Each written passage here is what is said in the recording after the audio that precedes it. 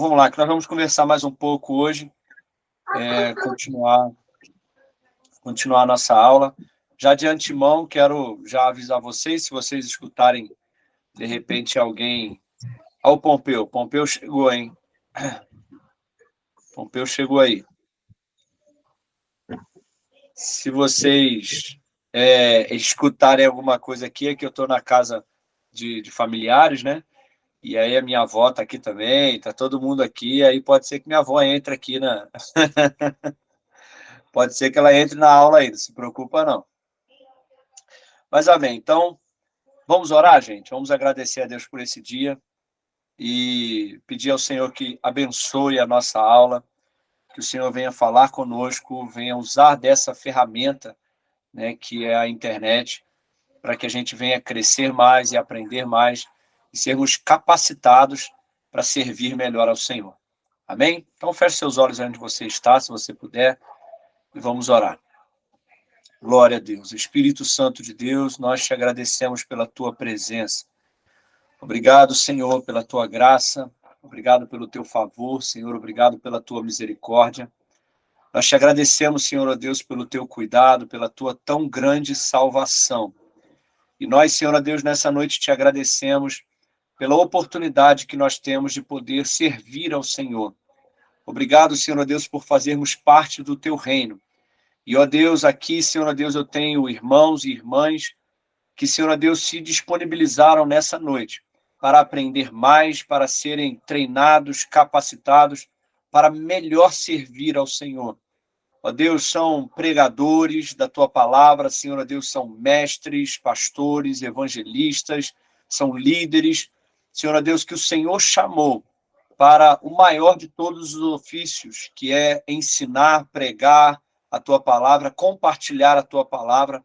E para nós, Senhor Deus, não é apenas uma alegria, mas é também uma responsabilidade poder ser fiéis à tua palavra, Senhor Deus.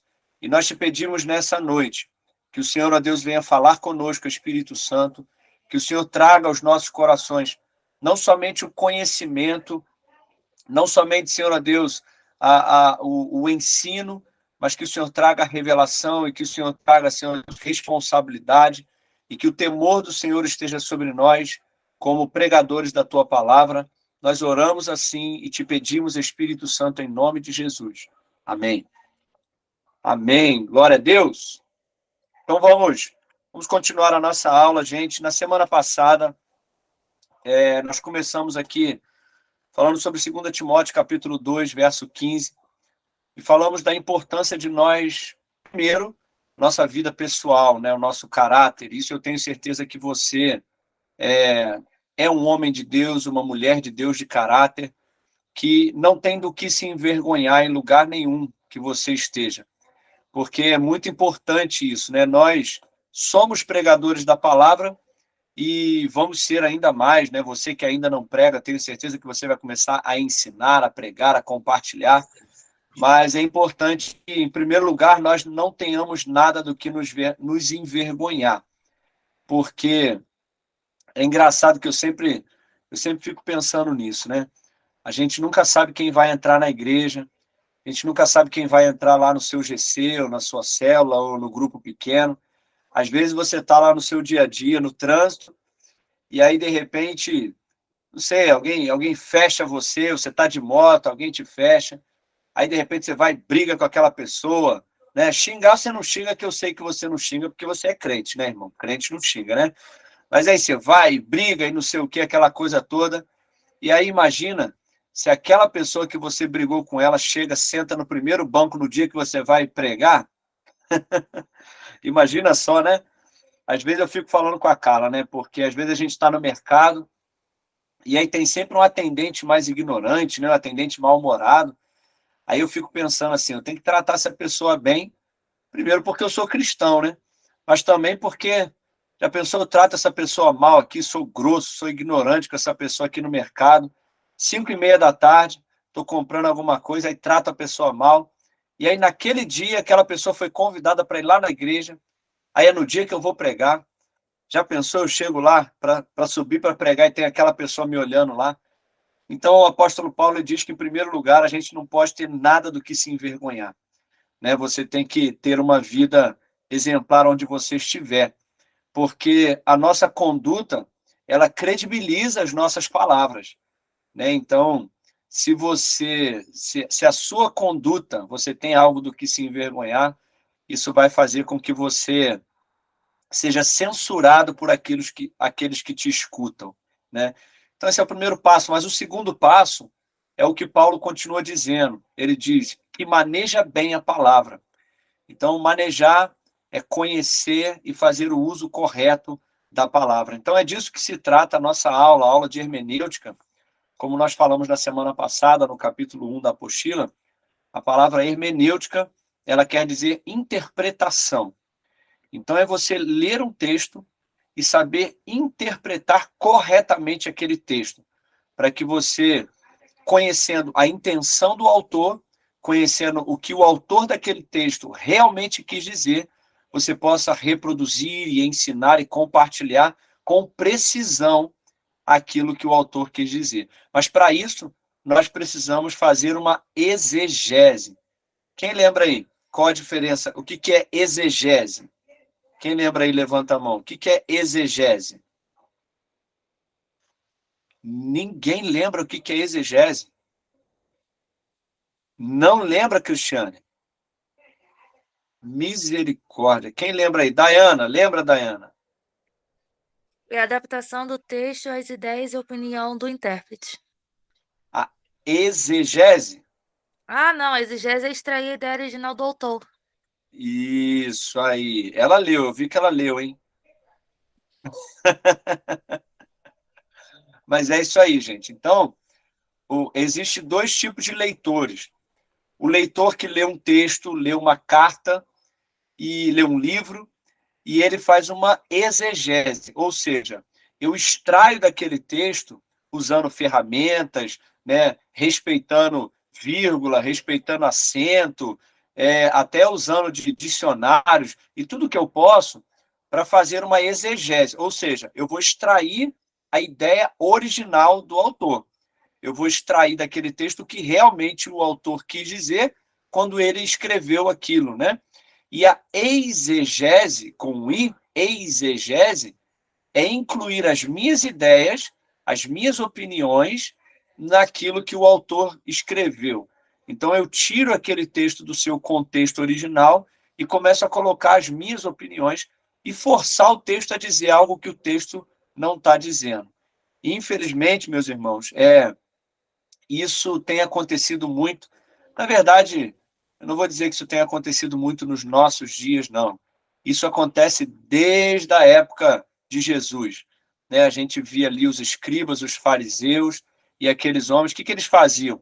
Eles liam a lei, liam aquilo que Deus disse através de Moisés, e o povo não sabia ler, o povo não tinha acesso à Torá, às leis, e aí os fariseus, os sacerdotes, os escribas e tal, eles incluíam as suas opiniões e faziam com aquele texto, eles manipulavam aquele texto para o seu próprio benefício, né?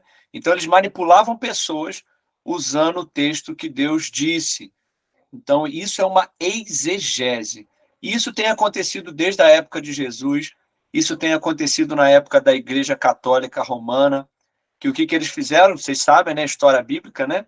Pegaram a Bíblia, transformaram ela em latim, ninguém conseguia ler, e as pessoas que liam, os padres e papas liam, e faziam uma exegese, ou seja, eles interpretavam aquele texto não de acordo com a verdade, mas de acordo com as suas próprias intenções, né? E isso vem acontecendo nos dias de hoje também. Mas o nosso objetivo aqui, como pregadores da palavra de Deus, é que nós possamos ser fiéis ao texto bíblico, fiéis à palavra de Deus, para que nós possamos ser fiéis mensageiros da palavra de Deus. Amém, gente?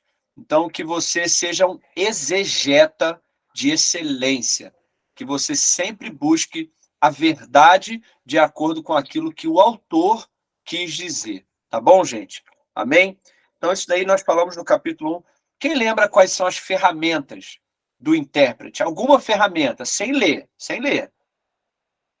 Se nós vamos fazer uma interpretação de um texto antigo, um texto que fazia parte de outra cultura, né?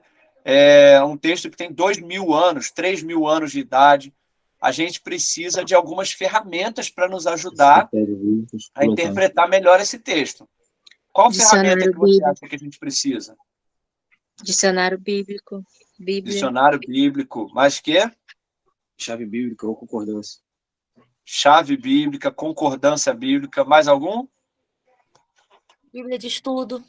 Bíblia de estudo. Ok, muito bem, gente. Top. Deixa eu mudar a iluminação aqui, que eu acho que eu estou muito amarelo. Ok. Nós falamos também sobre Bíblia de estudo, né? Lembra a gente falando sobre Bíblia de estudo, sobre comentário bíblico? Nós temos que tomar muito cuidado com o comentário bíblico, porque nem tudo aquilo que o comentarista está dizendo é verdade de acordo com a doutrina da Igreja do Evangelho Quadrangular, né? Então, todo comentário bíblico ele é passível de julgamento, né? Você tem que ler e analisar aquilo ali, se faz sentido com a doutrina da nossa igreja ou não, tá? Então, essas são as ferramentas.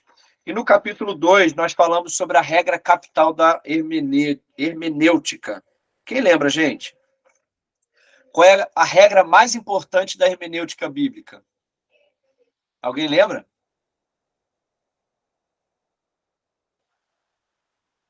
Não? Qual é a regra mais importante? A primeira regra, a regra capital, a regra de ouro da interpretação bíblica. Não? A Bíblia Acho que é que se explica Pela própria Bíblia. Ou seja, própria a Escritura é sua própria intérprete. Isso. A regra principal da hermenêutica bíblica é que a Escritura, a Bíblia, explica a própria Bíblia. E nós vamos falar sobre isso aqui na nossa aula hoje, de que o próprio texto bíblico, ele se explica usando ferramentas, usando relações intratextual, intertextual, a própria Bíblia se explica. Essa é a regra mais importante da hermenêutica, tá bom, gente? Nós falamos que o primeiro passo, então, estou só relembrando aqui, mas o primeiro passo é o seguinte: você tem o texto bíblico, tá? Então, nós estamos falando sobre interpretação de texto, tá bom, gente? Então, você tem um texto bíblico, você tem ali João capítulo 4, é um capítulo inteiro. E dentro desse capítulo, nós temos até assuntos diferentes. Jesus está falando até sobre coisas diferentes. Mas se nós queremos estudar, ou se nós queremos preparar um sermão, ou preparar um estudo, uma palavra a respeito de adoração, então a gente não precisa do capítulo inteiro. Nós precisamos estudar uma parte do capítulo. Então nós vamos selecionar uma parte daquele capítulo ali, do qual nós vamos estudar, examinar, interpretar, para que a gente possa pregar, ou ensinar, ou compartilhar com alguma pessoa. Isso tem um nome. O nome disso é perícope. Quem lembra disso daí? Perícope. Lembra? Perícope, se você está anotando aí, está lá na sua apostila, lá na página 20. Perícope é recortar em volta. Então, o que é perícope? Vai estar lá na sua autoatividade perguntando isso daí. Perícope é quando você pega um pedaço do texto, faz um recorte, entre aspas, e aí você vai analisar aquele texto. Tá bom, gente? Então, nós vamos agora no capítulo 2. No capítulo 2, na página 23. Nós vamos começar a falar agora sobre quais ferramentas, de que forma nós podemos interpretar melhor um texto da Bíblia. Tá bom, gente? Jade entrou aí, seja bem-vinda, Jade. Glória a Deus. Vamos lá, você que está com a apostila aí, abre na página 23. Ok? Então vamos lá. Vamos lá, gente. Acredito que vocês já tenham passado por essa aula. Se não passaram, vocês vão passar ainda. Porque algo importante, quando nós vamos analisar um texto bíblico, interpretar um texto bíblico, é analisar qual o estilo literário daquele texto. Deixa eu só perguntar uma coisa para vocês aí. O som de fundo tá alto ou tá dando para me ouvir bem? Tá dando para me ouvir Ouvindo bem? muito bem. Não tá muito barulhento o fundo, não? Ah, então tá bom. Então, ok. Então, quando você vai estudar um texto da Bíblia, meus irmãos, quando você vai ler um texto da Bíblia, você então pegou um capítulo da Bíblia ou um pedaço de um texto da Bíblia para você estudar. Você precisa, a primeira coisa que você precisa saber é qual o estilo literário daquele texto. Porque a Bíblia é uma só, mas a Bíblia ela tem vários estilos literários, tá?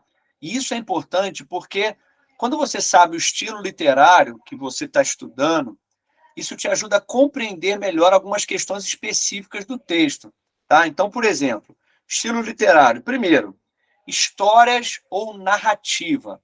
Alguém pode me dar um exemplo aí de um livro da Bíblia que é um livro histórico? É um livro que conta uma história ou uma narrativa? Quem pode me dar um exemplo aí?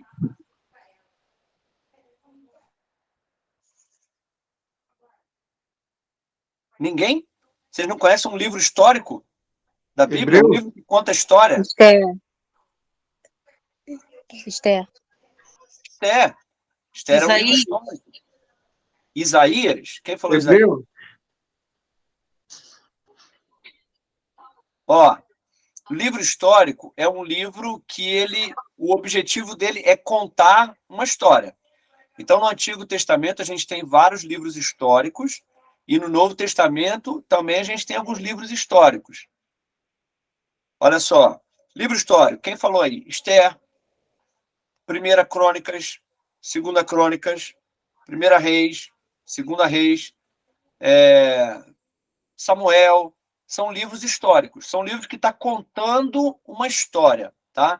O objetivo daquele texto ali, daquele livro, é contar uma história, um fato que aconteceu, tá?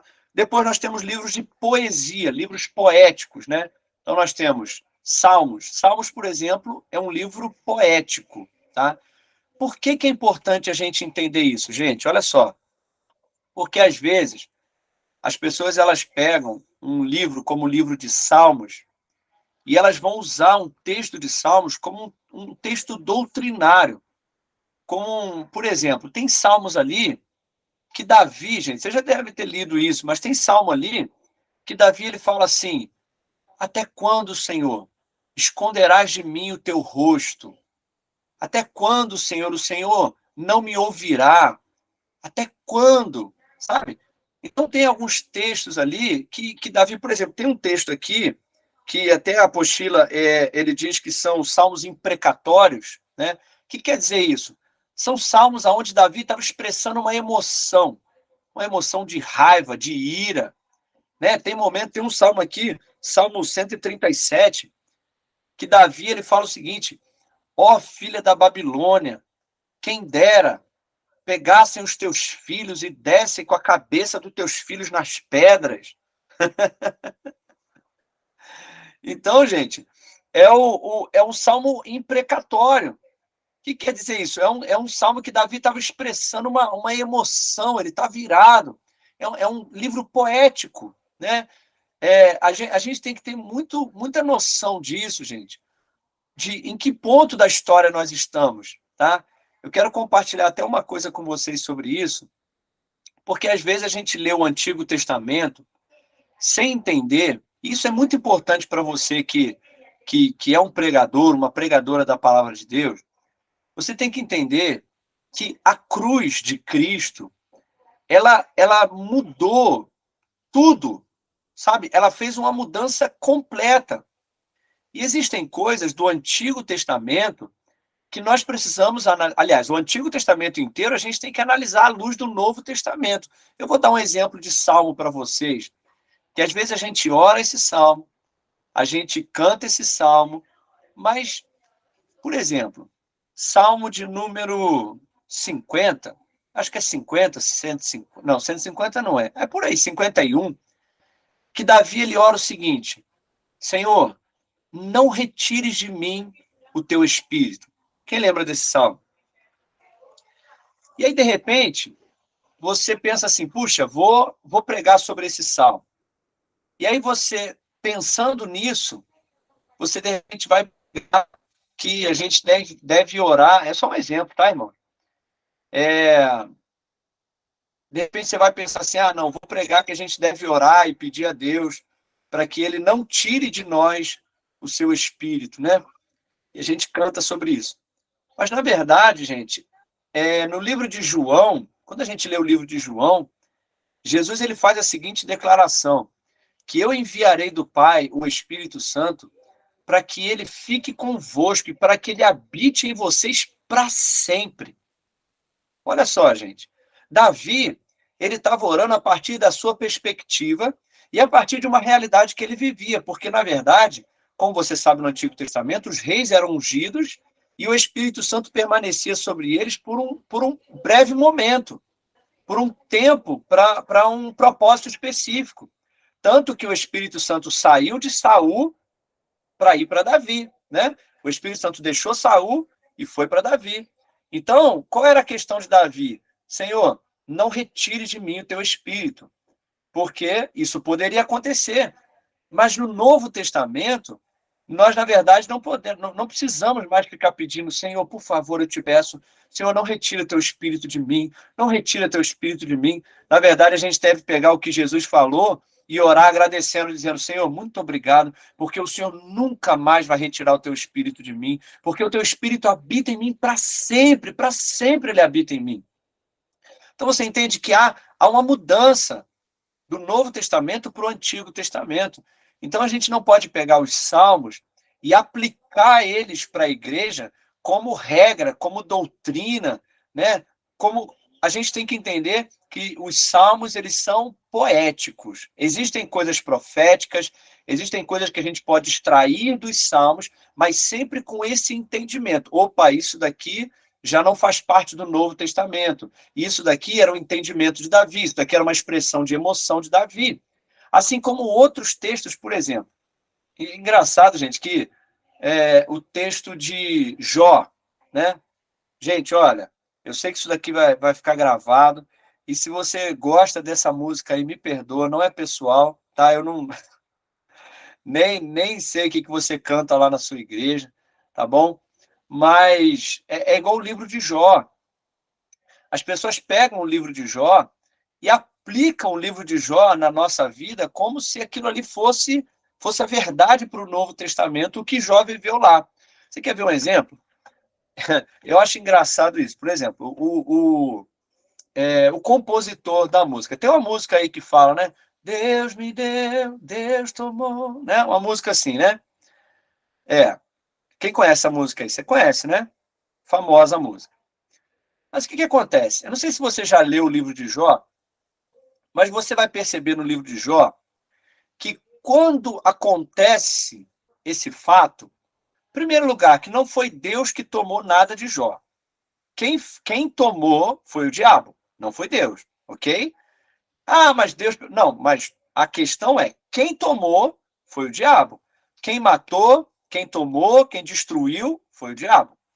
E aí Jó, que não conhecia Deus pessoalmente, Jó não conhecia Deus, ele ouvia falar desse Deus e sacrificava a um Deus que ele ouvia falar.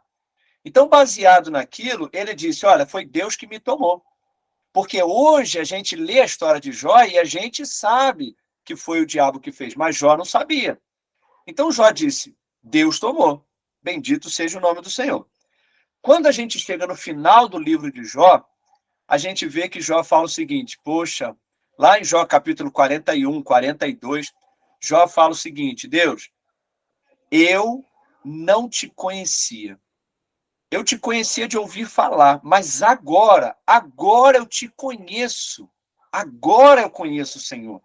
E aí a Bíblia diz que Deus restitui a Jó, Deus restitui todas as coisas, Deus sara, Deus cura a enfermidade de Jó. E aí a gente vai fazer uma música, em vez da gente escolher o ponto aonde Jó passou a conhecer a Deus e Deus sarou Jó, a gente escolhe a parte do texto aonde Jó faz uma declaração da qual ele não fazia ideia do que estava falando, porque ele não conhecia Deus. Então a gente pega alguém que não conhecia Deus, que não sabia do que estava falando, e a gente usa isso como doutrina, como oração, como música, em vez da gente usar a parte final do livro. A gente deveria cantar, como Jó cantou: Deus curou, Deus restituiu, Deus me abençoou, o que o diabo destruiu. Essa deveria ser a canção de Jó, porque essa, na verdade, é a canção de Jó. Se a gente chegar no céu agora, né, e perguntar a Jó, Jó vai falar: não, gente, lá no início eu falei sem conhecer Deus. Na verdade, a minha canção é Deus me restituiu, Deus me abençoou, Deus me curou. Essa é a minha canção, sabe? Então, a gente tem que ler o livro e compreender essa parte do texto que eu estou interpretando, essa parte do texto que eu estou pregando. É Jó falando, mas é Jó falando, ele conhecia Deus? Não. Então, eu não posso usar esse texto. O próprio livro de Jó, gente, do capítulo 1 até o capítulo 40, os amigos de Jó, eles estavam falando coisas absurdas, coisas que Deus não concordou com eles. Então, a gente tem que entender que aqueles textos ali pessoas falando coisas que eles não sabiam que estavam falando. Então, a gente tem que entender bem o texto que a gente está analisando, estudando, para que a gente não acabe pegando um versículo e usando aquilo de uma forma errada. Quem está entendendo aí? Amém, gente? Amém? Então, tem livros que são históricos. Qual o objetivo desse livro histórico? Contar uma história. Qual o objetivo de um livro de poesia? É ser poético, é expressar emoções, tá bom? Que é, por exemplo, Salmos. Depois nós temos aqui na página 24 textos proféticos, né? Quem pode me dar... Aí eu sei que você vai saber, né? Um livro profético, um livro de profecia. Vamos lá, alguém fala aí para mim. Abre o microfone e fala aí. Um profeta. Isaías. Jeremias. Daniel. Jeremias. Obadias. Daniel. Da Jade eu não entendi. Obadias. Obadias, Daniel, isso aí, gente. São textos proféticos, ok? Então, se você está estudando, interpretando um texto profético, você também tem que tomar cuidado, tá bom, gente? Porque algumas profecias já se cumpriram, algumas profecias são para o futuro, algumas ainda vão se cumprir. Então, você tem que pegar aquele texto profético. No Novo Testamento, qual o livro profético que a gente tem? Quem sabe aí? Apocalipse. Apocalipse, isso aí. Apocalipse é um livro profético, é um livro de profecias, né? Então, alguns textos já se cumpriram, outros estão se cumprindo nos nossos dias, outros vão se cumprir ainda no futuro. Então, sempre que você está estudando um livro profético, vai pregar em cima de um livro profético, você tem que estudar sobre aquilo que você está lendo, sobre aquela profecia, sobre aquela palavra, para você ter certeza que você está pregando algo que realmente o autor quis dizer para aquilo. Amém, gente? Depois nós temos os textos sapiensais, ou seja, textos de provérbios. A gente tem provérbios, temos Eclesiastes, temos o livro de Jó, que eles tratam sobre coisas práticas do dia a dia, coisas práticas da vida, né? São textos de sabedoria. E depois as epístolas, que são as cartas, né? Aí vocês sabem de cor, né? Pode falar, Jade. Uma dúvida. Tessalonicenses se encaixaria nisso aí? Não, é uma epístola, né? Mas aí ele não tem essa vertente também de ser mais prático? De ser prático? Foi algo que você disse aí. Não, sim, sim, é verdade. Na verdade, quando a gente vê praticamente, ou se não todas as epístolas, elas têm essa praticidade, né? E eu gosto muito, gente, até lá na igreja esses dias me fizeram uma pergunta interessante, falaram assim para mim: pastor, você só prega no Novo Testamento só? Fizeram essa observação brincando, né? Mas sabe por quê, meus irmãos? Eu não tenho, né, claro, Nada contra. O Antigo Testamento ele é um modelo, é referência, exemplos, né? O apóstolo Paulo diz em Coríntios capítulo 10, 1 Coríntios 10, que tudo que foi escrito lá atrás foi escrito como exemplo, para que a gente não caia nos mesmos erros que eles caíram, né? Então nós temos que ler e pregar o Antigo Testamento, sim, como exemplo, mas o Novo Testamento é a base, o fundamento da nossa fé. Então, assim, eu sempre procuro pregar 80% do Novo Testamento e 20% do Antigo Testamento, né? E as epístolas, eu amo demais as epístolas porque elas são muito práticas, né? Trata de marido, esposa, trata de empregado, patrão, filho, filha, casamento, até roupa. É muito prático. É coisas para o nosso dia a dia mesmo, né? Então tem sim, Jade, tem muito de sabedoria, de coisas práticas para a nossa vida aí, as epístolas, né? Mas as epístolas estão nessa categoria, né? De epístolas, tá bom? De cartas, ok? E se você tiver alguma dúvida aí, gente, enquanto eu estou falando, você levanta a mão aí, levanta a mãozinha aí e faz sua pergunta. Ok? Até aqui tudo bem, gente? Então, olha só. Sempre que você estiver lendo um texto, você precisa analisar esse texto. Em primeiro lugar, qual o estilo literário daquilo que eu estou lendo, daquilo que eu estou interpretando, né? E a respeito de epístolas, tem uma coisa importante que você precisa identificar para qual destinatário e qual o objetivo daquela epístola ali, tá? Por quê? Porque, por exemplo, existem coisas que Paulo falou para uma cidade que Paulo não falou para outra. E tem um motivo para isso, né? Tem assuntos que Paulo repete em todas as cartas. Por exemplo, sobre casamento, sobre marido, esposa, como que o marido tem que ser, filho e tal. Praticamente em todas as cartas ele repete a mesma coisa. Mas quando Paulo fala sobre o uso do véu, sobre a questão do cabelo, Paulo só fala para Corinto, né? E quando Paulo fala sobre a embriaguez, Paulo fala para Efésios, para a igreja de Efésios, né? Por quê? Porque existe uma coisa cultural, existe algo específico daquela cultura, né? Como a questão do cabelo das mulheres em Coríntios, né? Uma cidade onde tinha, vocês já estudaram sobre isso, né? Tinha muita prostituição cultural, tinha ali um templo enorme ali, a deusa Atena, se eu não me engano, né? E ali ficavam mulheres se prostituindo ali naquele templo, e tinha a questão da mulher. A mulher que era uma prostituta tinha cabelo curto, e as mulheres, se eu não me engano, acho que é isso mesmo, né? Se eu estou errado, você me corrija aí. Mas tinha a questão de que as mulheres que raspavam o seu cabelo, elas eram identificadas já como mulheres que viviam de prostituição, né? E as mulheres que tinham o seu cabelo grande eram mulheres, né, mulheres de família comum e tal. E aí, quando essas mulheres se convertiam, quando elas vinham para a igreja, até as mulheres que estavam na prostituição vinham para a igreja, aquilo gerava um desconforto, né, entre as mulheres e tal. Então, Paulo instituiu naquela igreja o uso do véu. Então, todas as mulheres usavam o véu naquela cidade, dentro da igreja, exatamente para criar ali. Mas se você lê esse capítulo, você vê que a questão do véu, ela tem essa questão cultural, mas ela tem algo mais profundo por trás.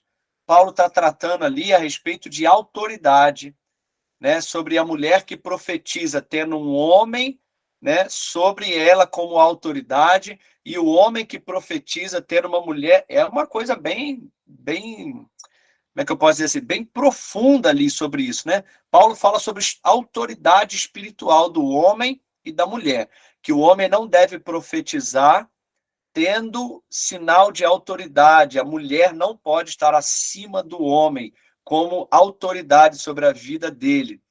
E a mulher que profetiza não deve profetizar sem ter sinal de autoridade sobre a sua cabeça. Por quê? Porque Deus é o cabeça de Cristo, Cristo é o cabeça do homem, o homem é o cabeça da mulher. E se essa cadeia é quebrada, Paulo diz que os anjos vêm. Então, tanto os anjos de Deus como os anjos das trevas, eles observam a autoridade. Então, era sobre isso que Paulo estava falando ali, e ele aproveitou para instituir o uso do véu também, para acabar com essa questão ali da igreja em Corinto. E aí Paulo vai falar, alguém levantou a mão? Dayana, levanta a mão aí, pode falar. Pastor, é por isso que muita igreja não tem pastora mulher?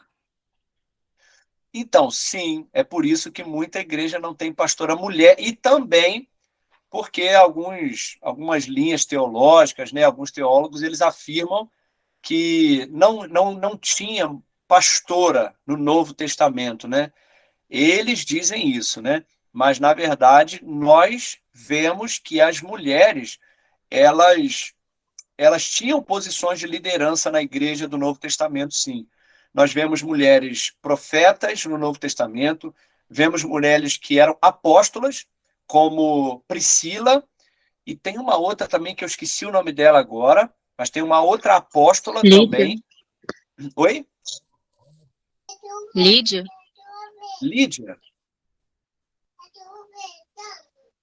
Eu não lembro bem, mas tinha uma outra apóstola também, além de Priscila, e a Bíblia também diz que a igreja, ela funcionava na casa de algumas irmãs que elas lideravam, né? Então, baseado em tudo isso, a gente vê que as mulheres, elas tinham posição de liderança na igreja, sim. Mas, é isso que a gente está falando. A mulher, ela tem todos os dons, como o homem, né? Pastoras, evangelistas, profetas, todos os dons. Mas, por exemplo, aí é que entra o discernimento, a sabedoria de uma esposa, né? Vamos supor que uma esposa, ela é pastora e o marido não é, né? Isso há, às vezes, um grande conflito dentro disso, né? Mas uma mulher sábia não tem conflito com relação a isso. Por quê? Ela é pastora. Então, ela tem autoridade espiritual, mas ela se submete à autoridade e à liderança do seu marido. Ela é submissa ao seu marido, mas ela pastoreia a igreja com a autoridade do Senhor, mas sempre em submissão ao seu marido, mesmo que ele não seja um pastor, mesmo que ele não pregue, mesmo que ele não... Enfim, mas ele é o esposo, e ela, com sabedoria, com humildade, se submete ao seu esposo, e isso, os anjos observam isso, né? Entendeu? Amém, gente? Essa é uma questão interessante, né? Essa é uma questão aí de... É um bom assunto para ser discutido, né? Sobre a questão de liderança da igreja. Não é um assunto que eu quero entrar aqui. Tenho opiniões também pessoais sobre isso, mas não convém a aula.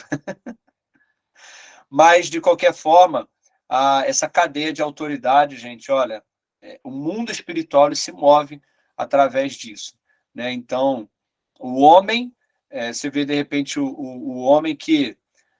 Como é que eu posso dizer isso assim, gente? A mulher nunca pode estar em uma posição de mandar no homem, sabe? E se o homem se submete a isso, ele não tem voz, ele não tem liderança. Às vezes a gente vê em muitas famílias, né? O homem não é o sacerdote da casa, não tem voz ativa na casa, né? Não tem. Se isso acontece com o marido, com o homem, os anjos, o mundo espiritual, não vai respeitar esse homem, não vai olhar para esse homem, ele vai ver que a esposa dele é a autoridade sobre a vida dele. E isso daí causa uma confusão muito grande no mundo espiritual, né? Então, o homem é o cabeça da esposa, Cristo é o cabeça do homem, Deus é o cabeça de Cristo. Então, era sobre isso que Paulo estava tratando lá no livro de Coríntios, até porque, meus irmãos, irmãs, né? Desculpa estar entrando nesse assunto aqui, mas a igreja de Corinto, Paulo teve que tratar sobre isso, porque era uma cidade, na verdade, onde, quando você lê um pouco a história de Corinto, você vê, por causa dessa questão, desse templo que tinha de Atenas, né, ali naquela cidade, as mulheres, elas governavam a cidade. Elas mandavam, elas governavam, sabe? Os homens, eles não tinham voz, eles não tinham força, não tinham influência, e as mulheres mandavam, elas comandavam a cidade. Parece muito com aquilo que nós estamos vivendo hoje onde os homens estão ficando cada vez mais, enfim, mas os homens estão se omitindo cada vez mais, né? E as mulheres estão querendo governar e comandar sobre os homens, e a gente está vivendo uma época muito parecida com a época de Corinto, e por isso que Paulo teve que trazer a cultura do reino, né? Teve que trazer isso na sua carta, para estabelecer novamente a cultura do reino. Ele falou: olha, gente, lá fora há uma cultura onde os homens se omitem, onde os homens, eles são, enfim, não são homens, né? E as mulheres estão comandando lá, as mulheres estão fazendo tudo, assumindo família, as mulheres estão governando sua casa, sua família, o governo e todas as coisas, enquanto os homens estão se omitindo. Mas aí Paulo falou: olha, aqui na igreja, aqui nós temos que implantar a cultura do reino, nós não podemos permitir que a cultura do mundo influencie as nossas vidas. E é isso que está acontecendo hoje com o feminismo, né, com essa cultura que a gente está vivendo aí hoje. Mas nós, como homens e mulheres de Deus, nós temos que lutar contra a cultura que está sendo implantada hoje em dia e voltarmos à cultura do céu, à cultura do reino. Amém, gente? Alguém quer fazer algum comentário sobre isso aí?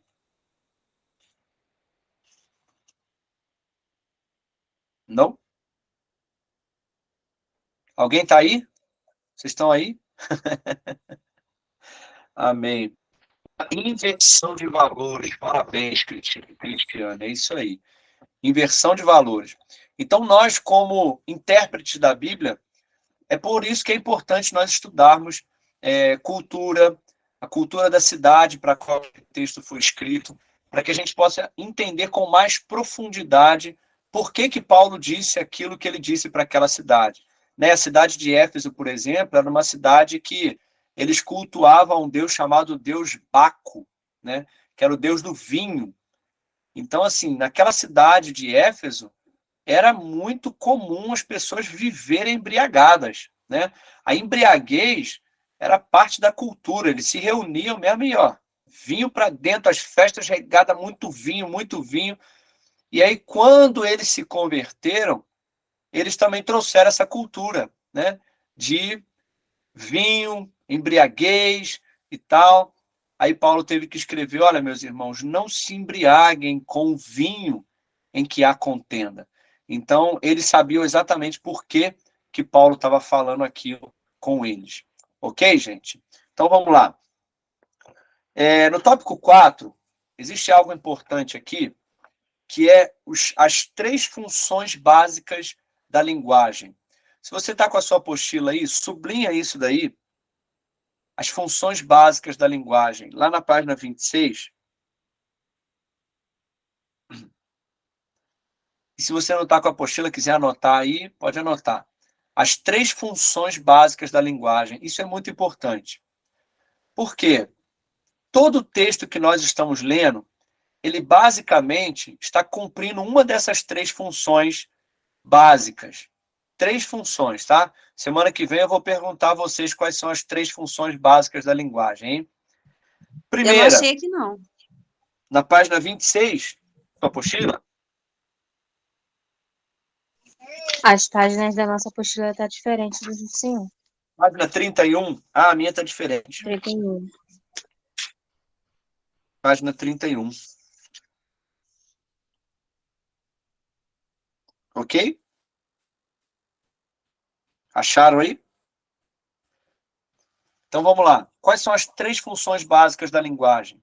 Primeiro, informativa. Então a primeira função da linguagem é informativa. Então, alguns textos que você vai ler, esse texto ele não está determinando, ele não está dando ordem nenhuma. Ele só está informando. Por exemplo, João capítulo 4 aqui, primeiro uso do informativo, João capítulo 4. Jesus, ele está dizendo o seguinte: vocês adoram o que não conhecem, nós adoramos o que conhecemos. O que Jesus está fazendo? Jesus não está dando nenhuma ordem e Jesus não está expressando nenhuma emoção ou nada parecido. Jesus está apenas informando: olha, vocês adoram o que não conhecem. Então, esse é um texto informativo, é uma informação que está sendo dada. Assim como os textos de 1ª Reis, 2ª Reis, né? Por exemplo, vou dar um exemplo aqui para vocês, gente. Quem lembra da história de Naamã? Lembra da história de Naamã aí? Quantas vezes Naamã mergulhou no rio? 7, isso. 7 vezes Naamã mergulhou no rio. Agora, quando você lê a história de Naamã, a gente pode aplicar esse texto para a igreja, dizendo que a Bíblia está afirmando que para você ser curado, você tem que mergulhar 7 vezes no rio? E mais, no Rio Jordão ainda. Mas a Bíblia diz que Naamã mergulhou no Rio Jordão 7 vezes, né? Mas aquele texto ali, ele não está dando nenhuma ordem para a gente. Ele não está dizendo o que nós temos que fazer. Ele está apenas informando, é informativo, dizendo, Naamã mergulhou. Ok, mas eu não preciso mergulhar 7 vezes para ser curado. Nem preciso ir no Rio Jordão para ser batizado, porque a Bíblia diz que Jesus foi batizado no Rio Jordão. Por quê? Porque aquele texto é informativo, é apenas uma informação para nós. Agora, existe também nos textos históricos algumas ordens. Quem lembra o que está escrito em Mateus, capítulo 16, verso 16, verso 15, 16? Quem lembra lá? Isso é muito conhecido. Quem lembra aí? Mateus 16, 15, não é? Não seria Marcos? Marcos. Ah, muito bem, Cristiane. Eu errei aqui, mas ela está ligada. É isso mesmo, Cristiane. Marcos 16, o que está escrito lá? Ide por todo mundo e pregai o evangelho. Isso, exatamente. Então, o texto de Marcos é uma história, é uma narrativa. Agora, em Marcos 16, ali nós temos uma ordem. Aquele texto ali é diretivo. Ou seja, Jesus está literalmente dando uma ordem para a sua igreja e para os seus discípulos. Vão por todo mundo e preguem o evangelho a toda criatura. Lá em Tiago 5, 5. Está alguém entre vós enfermo, faça o quê?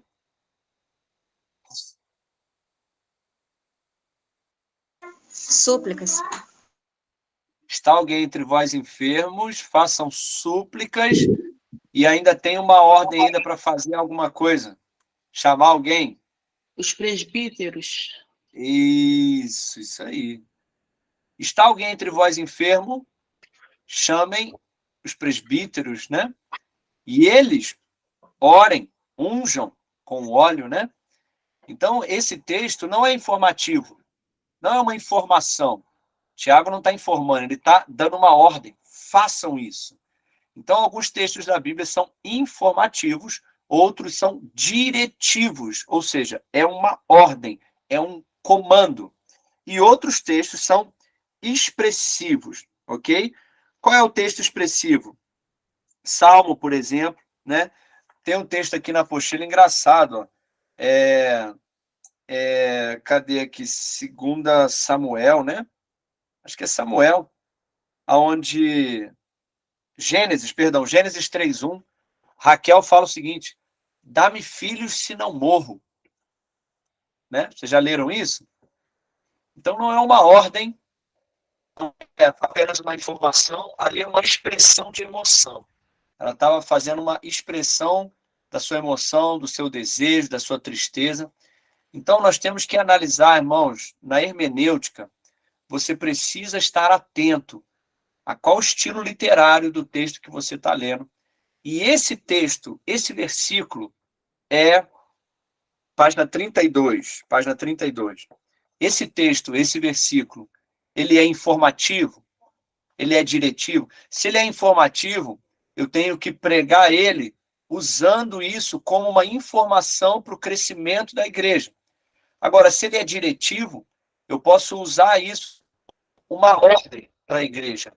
Agora, se ele é apenas expressivo, eu tenho que deixar claro para a igreja que isso é apenas uma expressão de emoção. E eu não posso colocar isso como uma doutrina para a igreja. Entende isso, irmãos? Então a gente tem que diferenciar. Agora, também tem textos na Bíblia que são diretivos, mas você tem que ter sabedoria, porque nem tudo dá para aplicar. Por exemplo, 2 Timóteo 4,13, sabe o que está escrito lá? Paulo disse o seguinte para Timóteo: venha até mim, traga a minha capa e traga os meus manuscritos. É uma ordem, não é verdade? É diretivo, é uma ordem. Venha, traga os manuscritos. Mas é algo que a gente não é uma ordem para nós, é específica para Timóteo. Então, gente, nós temos que ter essa sensibilidade ao ler o texto bíblico. Tá bom, gente? Alguém tem alguma dúvida sobre isso aí? Sim ou não?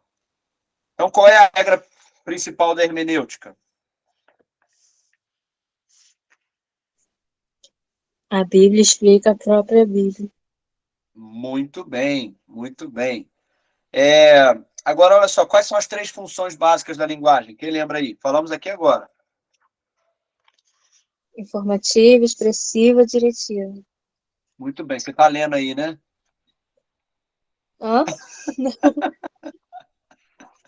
Não é para ler, não, hein? Ó, agora tem mais uma pergunta, olha só. Louvai ao Senhor porque Ele é bom. Isso é informativo, expressivo ou diretivo?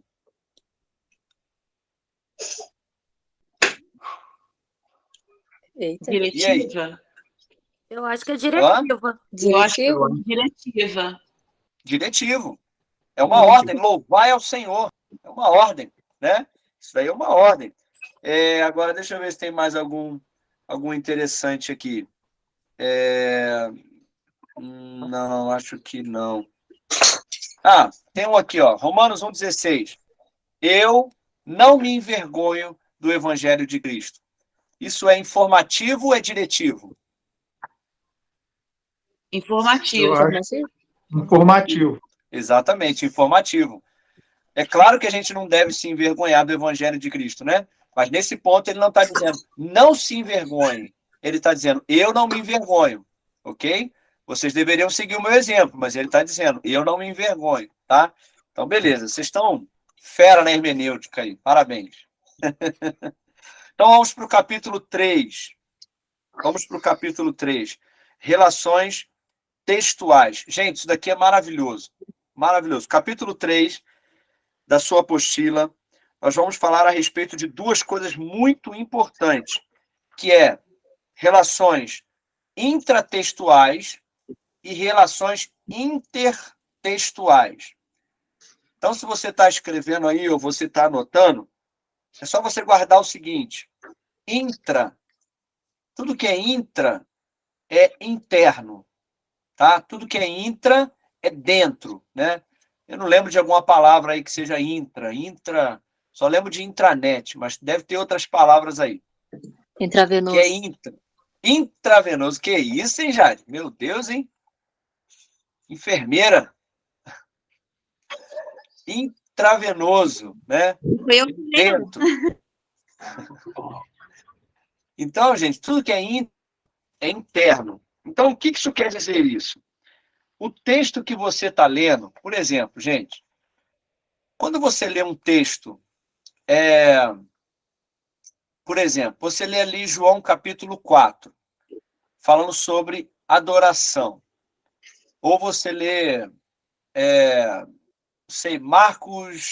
Marcos 13, falando sobre semente, né? Sobre Jesus falando sobre a semeadura. Mas independente do texto que você está lendo, você tem que se lembrar o seguinte, que aquele texto, ele não está isolado do livro. Aquele texto ali, ele não está isolado. Então, aquele pequeno versículo, ou aqueles pequenos versículos que você escolheu para estudar ou para pregar, você tem que se lembrar que ele tem um livro inteiro, um contexto em volta dele. Então, quando nós vamos estudar um texto, aliás, eu queria até dar um conselho para vocês. Qual é a melhor forma de nós aumentarmos o nosso entendimento da palavra de Deus? Pegue um livro da Bíblia, esse é o que eu recomendo, tá? Lá na igreja, é o que eu recomendo às pessoas que me perguntam, e é assim que eu estudo a Bíblia também. Perdão, eu esbarrei aqui. Não estude a Bíblia, gente, como caixinha de promessa, tá bom? Eu sei que tem crentes que fazem isso, mas você que está aqui estudando teologia, você já passou dessa fase, né? De abrir a Bíblia assim, Deus fala comigo, fala comigo, fala comigo, pá, né? Aí abre a Bíblia todo dia assim, né? Vamos lá, vamos lá, vamos lá, vamos lá, pá. Aí você abre assim no texto, aí você lê assim, e Judas se suicidou. Ai, meu Deus do céu, Deus me livre, isso não é Deus falando, não. Fala comigo, fala comigo, fala comigo. Aí você abre de novo, vai e faça o mesmo. Ah, meu Deus do céu, misericórdia. Então, gente, não é assim que se lê a Bíblia, né? Não é assim que se estuda a Bíblia. Como que você estuda para que você aumente o teu conhecimento, o teu discernimento da palavra de Deus? Você pega um livro, por exemplo, o livro de Colossenses. Então, você lê o livro de Colossenses do capítulo 1 ao capítulo 5, se eu não me engano, né? 5, acho. 4, 5. De cabeça eu não lembro. Então, você lê ele do 1 ao 5. E depois eu faço o quê? Lê de novo. Do 1 ao 5. E depois, de novo. Pelo menos 3 vezes. Cada livro. Aí você pula para livro de Efésios. Lê do 1 ao 6. Capítulo 1, capítulo 2, em sequência. Terminei o capítulo 6, lê de novo. 1, 2, 3, 4, 5, 6. Terminou o 6, lê de novo. E assim por diante. A primeira vez que você lê, você passa direto por várias coisas. Aí você lê a segunda vez, você começa a perceber o enredo inteiro daquela carta. Você começa a perceber que aquela carta ela tem um sentido geral, sabe? E aí você começa a perceber coisas que você não percebeu da primeira vez, e nem da segunda. Aí da terceira, você já está assim, sabe? Aquilo já está entrando no seu espírito, você já está meditando naquela palavra ali. Então, a minha recomendação para vocês é: não tenham pressa de ler a Bíblia, né? Eu não sei se você tem plano de leitura bíblica em um ano. Se você lê a Bíblia assim, tem gente que lê a Bíblia, eu já vi até gente falando que lê a Bíblia em 3 meses, a Bíblia inteira em 3 meses, né? Tudo bem, né? Não estou criticando quem faz isso, não. Mas é que eu acho que é muita correria, você não consegue compreender, não consegue meditar, não consegue estudar o texto que você está lendo. Então, o melhor jeito de você ler a Bíblia é ler com calma. Um capítulo, depois de outro capítulo, depois de outro capítulo, até terminar um livro inteiro, e depois passa para o próximo livro e lê assim em sequência. Tá bom, gente? Isso vai aumentar o seu entendimento. Então, quando você lê, pastor, eu vou pregar em João capítulo 8. Ok.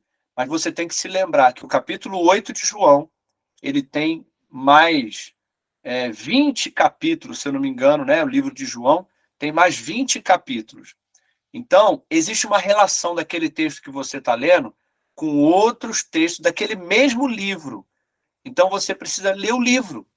Leia o livro inteiro. Ou, de preferência, tenha o conhecimento daquele livro inteiro. Ok, gente? No mínimo, você tem que ler o capítulo inteiro. Tá? Ok? Nunca pregue um texto, um versículo, de forma isolada, sem que antes você leia o capítulo inteiro, pelo menos. Porque, como a gente falou na semana passada aqui, texto fora de contexto é pretexto para heresia. Tá bom, gente? Então, é igual, por exemplo, falando sobre o Antigo Testamento. Eu conheci uma pessoa que ele já tinha, acho que 4 ou 5 filhos já, né? E daí a gente conheceu ele, e a esposa dele era uma mulher muito angustiada, muito deprimida por causa dessa quantidade de filhos, e ela não queria ter mais filhos, mas o marido dela dizia que não, eles tinham que ter mais, enquanto Deus mandasse tinha que ter mais. Por quê? Porque tem um versículo lá no Antigo Testamento, um versículo só lá na lei de Moisés, que fala sobre isso, sobre a questão da semente do homem, que não pode ser desperdiçada, que não pode ser, alguma coisa assim.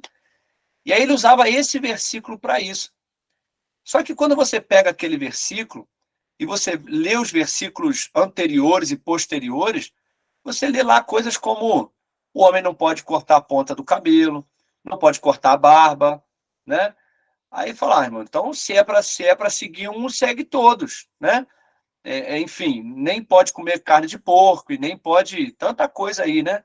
Falou em carne de porco, é o Diegão, olha lá, misericórdia, pastor. Não, pastor. Então, irmãos, às vezes as pessoas elas pegam um texto isolado e vão pregar aquele texto sem ter pelo menos um conhecimento prévio do capítulo, do livro inteiro. Isso pode causar um grande problema. Então, vamos lá. Antes de se tentar buscar o sentido do texto, é preciso identificar o sentido do livro. Então, você precisa saber para que aquele livro foi escrito. Qual o objetivo que o autor, né, Paulo, por que Paulo escreveu para Corinto? Ah, beleza, já identifiquei. Agora eu posso ter um entendimento melhor de por que Paulo falou isso para as mulheres a respeito do véu. Então, existe uma relação intratextual em todos os textos que nós vamos ler. Ok, meus irmãos? Agora, além da relação intratextual, quem entendeu aí a relação intratextual? Entendeu aí? Levanta a mão para eu ver aí. Ok? Todo texto que você lê, ele está relacionado com outros textos antes e depois deles. Ok? Tenha sempre isso em mente, para que você não faça uma interpretação errada do texto. Segundo, esse segundo é uma chave fundamental e é aqui que muita gente erra. A relação intertextual. E Jesus ele demonstrou uma sabedoria muito grande nisso. Por quê? A gente falou semana passada. O diabo disse para Jesus assim: Jesus, está escrito, sai daqui para baixo, aos teus anjos dará ordem para que você não tropece em nenhuma pedra. Ou seja, Jesus, está escrito no Salmo 91 que se você se lançar daqui para baixo, Deus vai te guardar e vai te proteger. Aí Jesus falou, mas também está escrito, não tentarás o Senhor teu Deus. O que Jesus demonstrou aqui? Relação intertextual. Ou seja, Jesus falou, diabo, você é um péssimo exegeta. Você está querendo manipular a palavra de Deus para me fazer algo. Mas eu entendo que realmente o texto está escrito. Que se você se lançar, aos teus anjos dará ordem. Mas existe outro texto na Bíblia que se completa com esse para que a gente tenha um entendimento da palavra de Deus correto. Então, gente, é muito importante que você, como estudioso da palavra de Deus, como pregador, gente, olha, guarda isso aqui. Você que está me ouvindo aqui nessa noite, está nessa aula aí, guarda isso.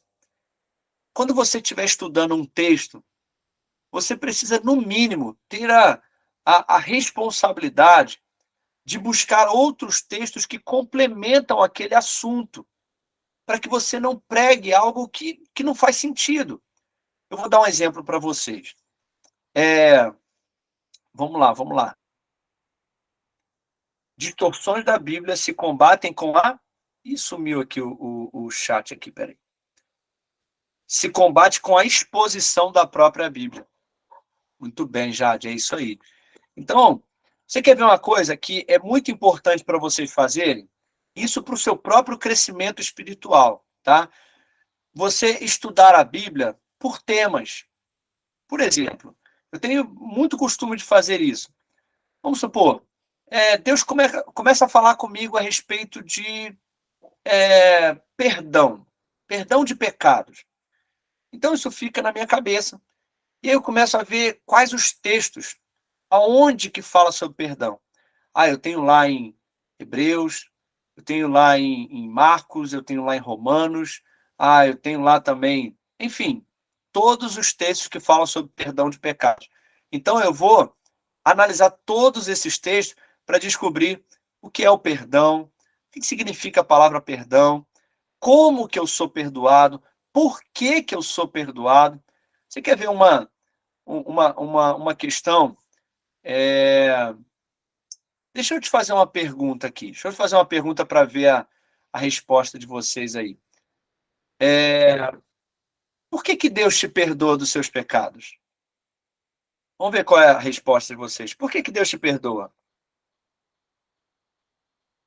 Quem pode abrir o microfone aí e me dar a sua opinião? Por que Deus te perdoa, irmão? Porque ele é Por amor. misericordioso. Porque ele é misericordioso. Mas quem? Por amor. Por amor. Ok.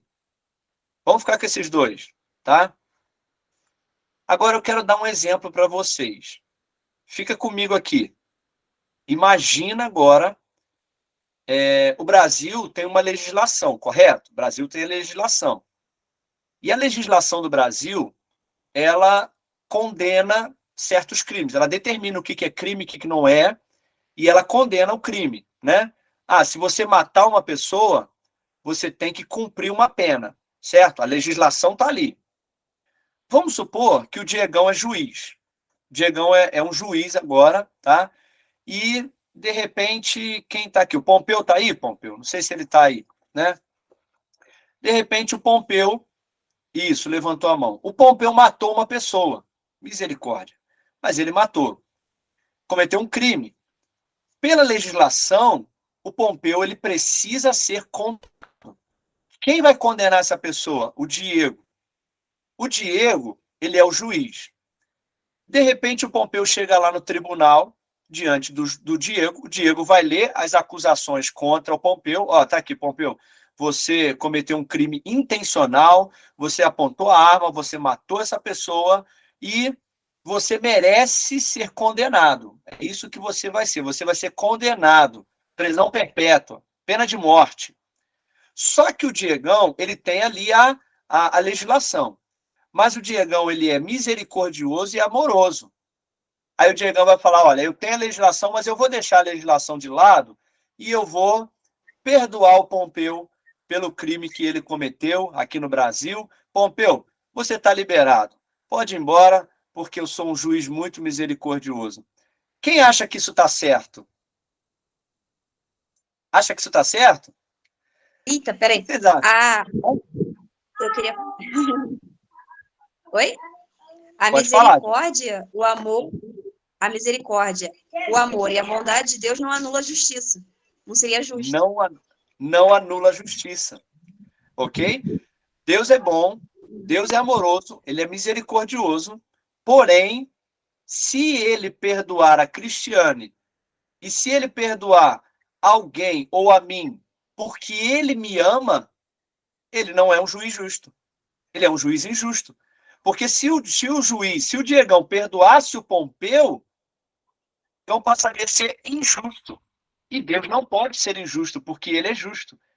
Então, se Deus... Como é que funciona isso, então? Então, por que Deus me perdoa, então?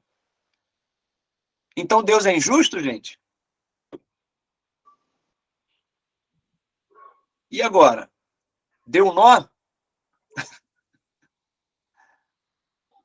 Se Deus perdoa a Jade, qual é a legislação? A legislação é a lei de Deus. E a lei de Deus diz que todo que mente, todo que adultera, todo que peca, todo que tem que ser condenado à morte. Então, se Deus tem uma legislação e Deus é um juiz justo, e você cometeu um crime, um pecado contra a lei de Deus, por que Deus te perdoa e ainda continua sendo justo? É por graça. Sabe por quê, gente? Porque aconteceu que nesse julgamento, onde o Diego ia condenar o Pompeu, sabe o que aconteceu? Entrou alguém. O advogado. Entrou alguém e ela falou, essa pessoa entrou e falou o seguinte: pai, juiz, eu gostaria de ser condenado no lugar do Pompeu. Sabe quem era essa pessoa? O filho do juiz. Jesus. Alguém tinha que ser condenado. Alguém tem que pagar o preço. Então, Deus pegou o pecado do Pompeu, colocou sobre o filho dele, ali no tribunal, e falou: Pompeu, agora eu posso te perdoar, porque alguém pagou, alguém foi condenado no seu lugar. Então, quando a gente começa a estudar a questão do perdão de Deus, Deus não me perdoa porque ele é bom. Ele me perdoa porque Jesus foi condenado no meu lugar. Porque se Jesus não fosse condenado no meu lugar, Deus não poderia me perdoar, mesmo que ele quisesse, por ser bom. Ele é bom, ele me ama, mas ele iria dizer: olha, eu te amo, mas eu preciso te condenar, porque eu sou. Entende? Agora, Jesus veio e Jesus foi preso, foi condenado no meu lugar. Agora Deus pode perdoar sem ser injusto, porque ele lançou o teu pecado em alguém que foi o filho dele.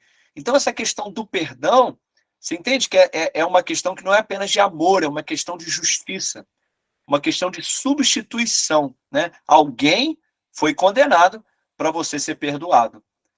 Entendeu, gente?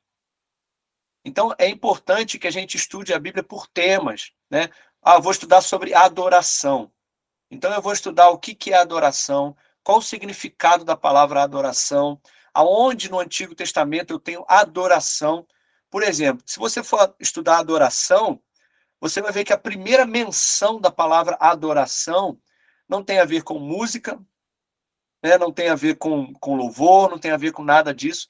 Tem a ver com Abraão sacrificando o seu filho. Então, Abraão diz: nós subiremos, adoraremos. Então, a primeira menção da palavra adoração tem a ver com sacrifício, né? Com entrega. Então, a gente vai estudando adoração. Então, por isso que eu estou falando aqui sobre relações intertextuais. Então, o texto que eu estou lendo, tem outros textos lá em Gênesis, lá em Hebreus, lá em Tiago, lá em Mateus, outros textos que vão me ajudar a entender. Pastor, mas se eu for pregar, tem 10 textos sobre adoração. Eu preciso ler os 10 textos lá na hora que eu estiver falando? Não, não necessariamente. Mas você precisa estudar. Você precisa conhecer.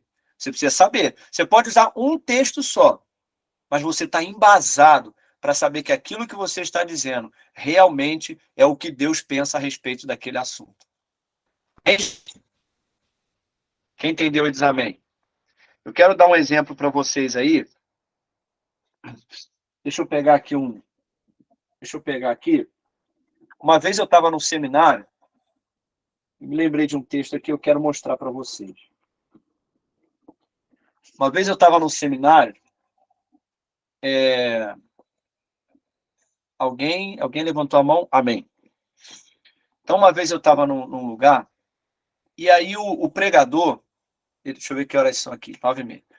O pregador ele estava pregando sobre a importância de nós ganharmos almas, ok? Da importância de nós evangelizarmos e ganharmos alma.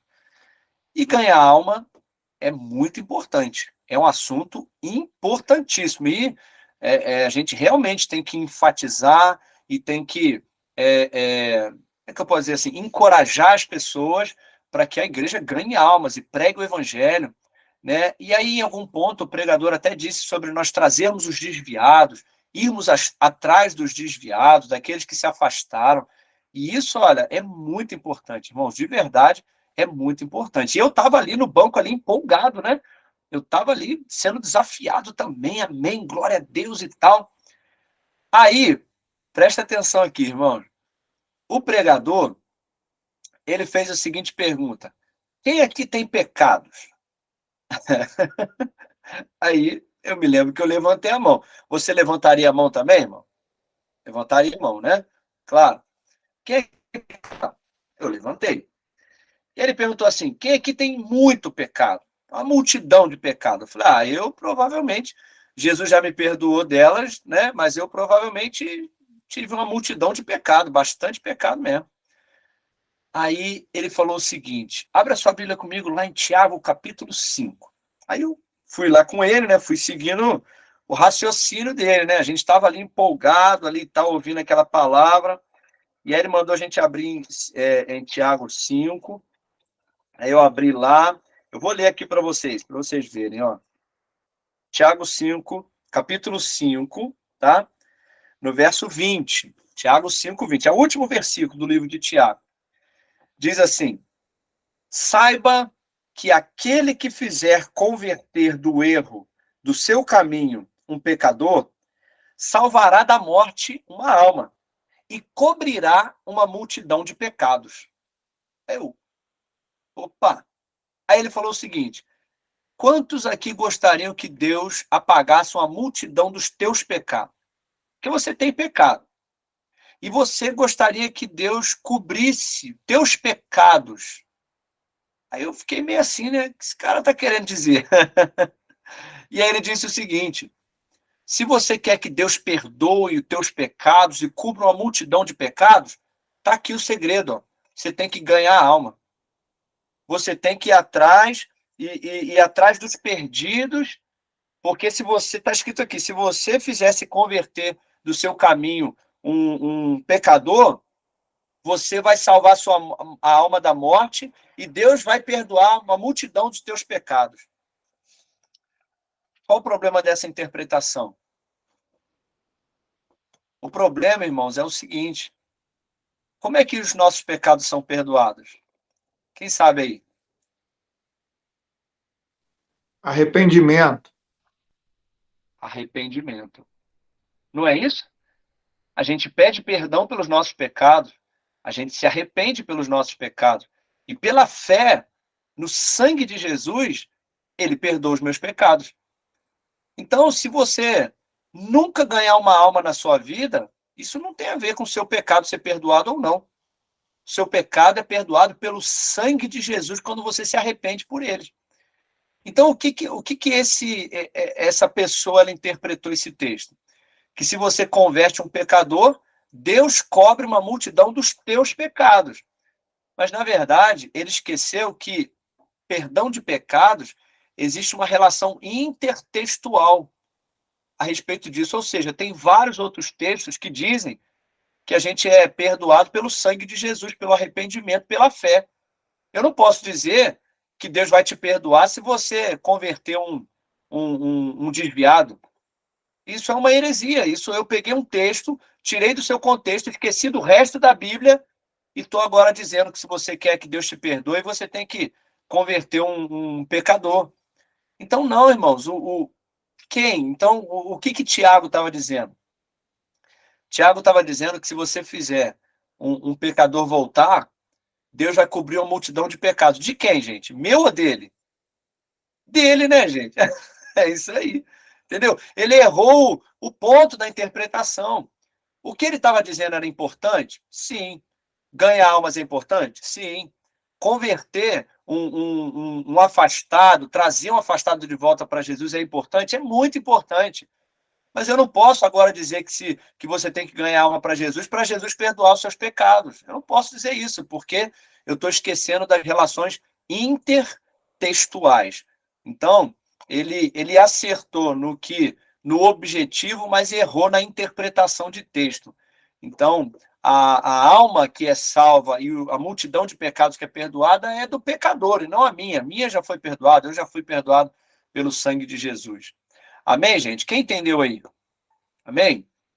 Vou te dar um outro exemplo a respeito disso. Esse daqui Deixa eu explicar uma coisa aí.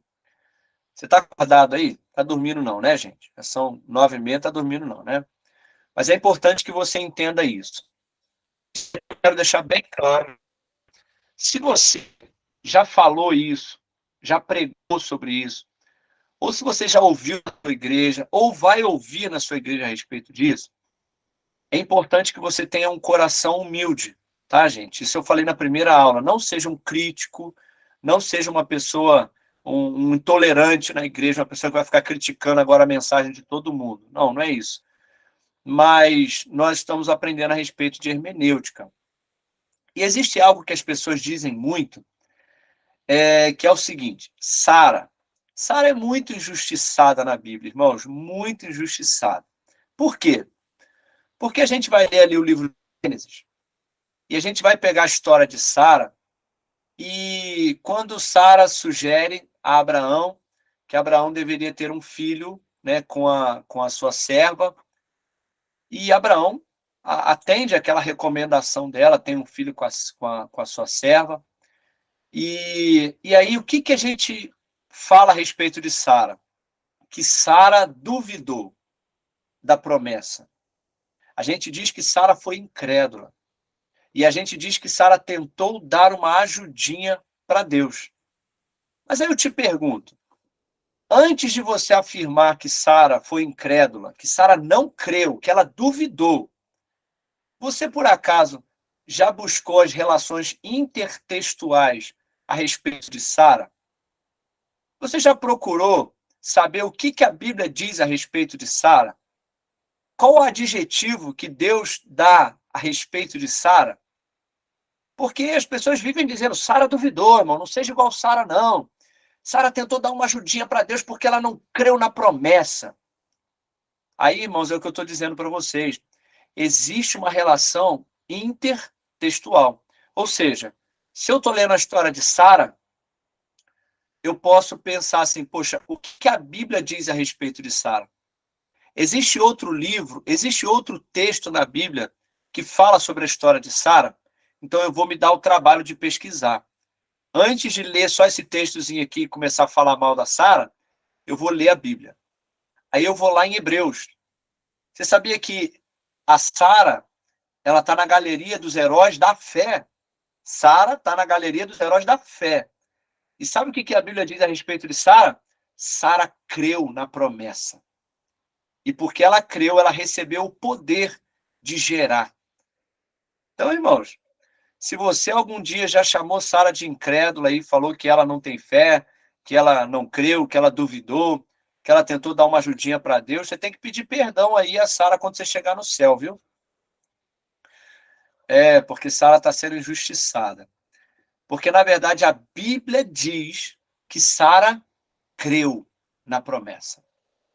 Então, olha só. Agora, como que a gente pode explicar o fato de Sara ter entregue, né, ter sugerido a Abraão que ele tivesse um filho com Agar, né, com a sua empregada? Eu vou te explicar. Se você ler o texto de Gênesis, se você ler com cuidado, você vai ver, sabe o quê? Deus não falou com Sara. Deus falou com Abraão. Quando você vê o texto, você vê assim, Deus chama Abraão, olha só como é que é progressivo. Deus chama Abraão e diz assim, Abraão, eu vou te fazer pai de uma grande nação. Aí Abraão fala, tá bom, Senhor, Abraão, vou ser pai de uma grande nação. Ok. Aí Deus aparece de novo para Abraão e Abraão diz assim, Senhor, esse daqui é o meu servo, Eliezer Damasceno, né? Eliezer Damasceno, eu acho o nome dele. Senhor, esse daqui então vai ser o herdeiro, né? Porque a minha mulher não pode ter filhos. Presta atenção. Minha mulher não pode ter filhos. Então o meu herdeiro vai ser ele. Correto, Senhor? Deus diz, não, Abraão. Eu vou te dar mais uma revelação. De você, Abraão, de você, da sua semente, eu vou fazer uma grande nação. Vou te dar um herdeiro. Sara não entra na história.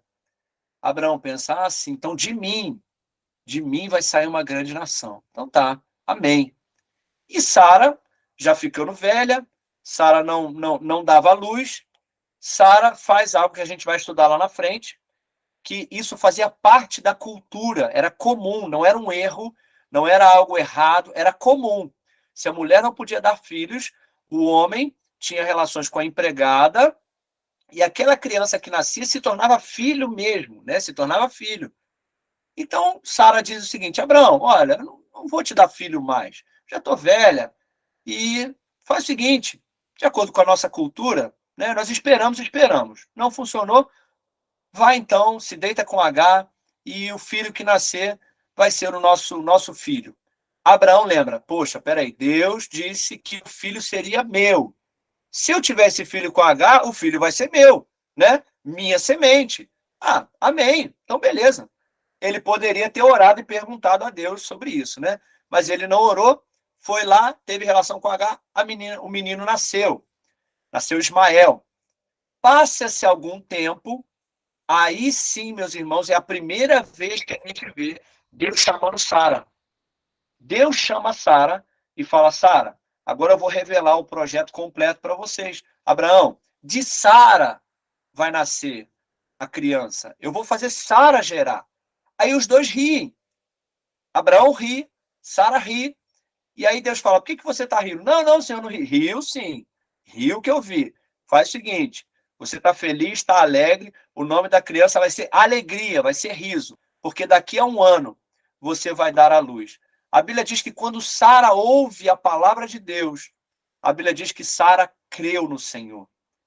Então, irmãos, e aí daqui a um ano ela gera Isaac. Então, Sara, ela nunca duvidou. O que Sara fez com Agar foi algo cultural, algo comum àquela cultura daquela época. E se tem alguém errado na história foi Abraão, não foi Sara, né? Porque o erro de Abraão, entre aspas, né? O erro de Abraão apenas em não ter consultado ao Senhor antes de se deitar com Agar. Porque se ele tivesse feito isso, Deus teria falado: não, Abraão, não, espera mais um pouquinho, que é Sara, você ainda não entendeu. Vai sair de você, mas é Sara que vai dar a luz. Aí ele teria entendido tudo. Mas Sara nunca duvidou do Senhor. A Bíblia diz que ela creu, tá certo? Então vamos lá, Jade, pode fazer sua pergunta. No caso, ela pode ter passado a crer nesse momento em que o anjo fala com ela, que ela pode ter tido incredulidade antes desse momento, porque aí não tem nenhuma relação, nenhum versículo que fale que ela creu antes disso, entendeu? Isso, mas sabe por que ela não creu? Porque antes ela não sabia. Entende? Abraão nunca compartilhou com ela. Abraão nunca disse para ela, aliás, Deus também não tinha dito. O que Abraão disse para ela foi: nós vamos ser, eu vou ser pai de uma grande nação. Entende? Deus fala: Abraão, você vai ser pai de uma grande nação. E ele falou: Sara, eu vou ser pai de uma grande nação. E Sara, poxa, que bênção, glória a Deus. E aí ele pensou que seria o Damasceno. Deus falou: não, Abraão, da tua semente vai sair. Você, o homem, vai sair de você. Aí Deus falou: Sara, Deus falou que vai sair de mim. Aí Sara pensou: poxa, que bom, Abraão, que bom. De mim não vai sair. Deus falou de mim. Deus falou de você. Então tem relação aqui com Agar e vai ser nosso filho. Glória a Deus. Aí passa-se o tempo, Deus fala com Sara. Deus fala: Sara, vocês ainda não entenderam. É a única vez que tem ali essa expressão, Deus falando: Sara, você vai ser mãe. Aí Sara: uau, meu Deus, agora eu entendi. Não é só de Abraão. Eu vou ser mãe, o milagre é muito maior. Eu creio, Senhor. O Senhor vai fazer de mim mãe? Eu creio, Senhor, eu creio. Estou até feliz, estou rindo de alegria aqui. Entendeu? Então Sara creu quando ela entendeu que o filho sairia dela. Né? Até ali, Abraão estava entendendo que era dele. Né? Então, até ali, tudo estava acontecendo conforme Deus estava falando mesmo. Entendeu? Agora, quando Deus falou: Sara, você vai ser mãe, aí ela: uau, eu recebo, eu creio, Senhor, eu creio. Mesmo tendo 99 anos, né? Eu creio. Por isso, o nome dela está lá na galeria da fé, dizendo: Sara creu. Então, quando Deus olha para Sara, Deus fala: Sara é demais. Sara teve uma fé incrível. Nunca duvidou da minha palavra. E a gente, né? A gente, entre aspas, né? Você não, né? Mas aí os pregadores ficam aí falando mal da coitada da Sara, dizendo que ela duvidou, que ela deu uma ajudinha para Deus. E não, irmão, na verdade, Sara creu na palavra do Senhor. Amém? Amém? Alguém tem alguma dúvida com relação a isso? Não, né? Ok. Então, por que eu estou falando sobre isso? Porque é importante. Se você está estudando Jacó, eu vou pregar aqui em Gênesis sobre Jacó. Tá, mas tem vários outros textos na Bíblia que falam sobre Jacó, né? Que explicam a história de Jacó, que explicam a vida de Jacó. Tem coisas que Deus fala a respeito de Jacó, e a gente tem que levar isso tudo em consideração antes de fazer alguma afirmação, antes de pregar, antes de ensinar. A gente tem que saber que um texto, um assunto, ele tem relações intratextuais, ou seja, dentro daquele próprio livro, e intertextuais, internacional, sabe? Inter é externo. Então, tem vários outros textos da Bíblia que explicam aquilo que eu estou querendo ensinar, aquele personagem que eu estou falando sobre ele na minha pregação, no meu ensino, enfim, aonde eu estou falando da palavra de Deus. Amém, gente? Ok? Ok? Beleza. Deixa eu só terminar esse capítulo aqui com vocês. Aqui no tópico 3, fala sobre síntese teológica. Por isso, eu vou falar sobre isso aqui, porque, olha só, irmãos, lá na alta atividade, ele vai pedir para você o texto de João, capítulo 3, e vai te pedir a relação intratextual. Então, você vai ler, página 41. Você vai ler o João, capítulo 3, do verso 1 ao 7, e você vai ler o que aquele texto está querendo dizer. Você vai ler o texto. E o que está pedindo aqui? Ó, faça a relação intratextual. João, capítulo 3, fala sobre o novo nascimento. Então, o que você tem que fazer? Você tem que pegar outros textos dentro do livro de João e dizer a respeito do novo nascimento, o que o livro de João, outros capítulos, outros textos do livro de João, que explicam o novo nascimento, que falam sobre a importância do novo nascimento, sobre o que é, como acontece o novo nascimento. Então, o livro de João, ele vai falar sobre isso. Tá bom, gente? Sobre o novo nascimento ali. Então, você vai botar aqui a relação dentro do livro de João. O que o livro de João explica sobre aquilo que João, capítulo 3, está dizendo. E no B, aqui no B, é a relação intertextual. Ou seja, quais outros livros da Bíblia, quais outros textos da Bíblia, de repente em Romanos, em alguns outros textos que você pode identificar ali, que falam sobre o novo nascimento. Atos, Romanos, não sei, Coríntios. Quais outros textos eu posso localizar que me ajudam a entender João capítulo 3, quando Jesus fala para Nicodemos sobre o novo nascimento?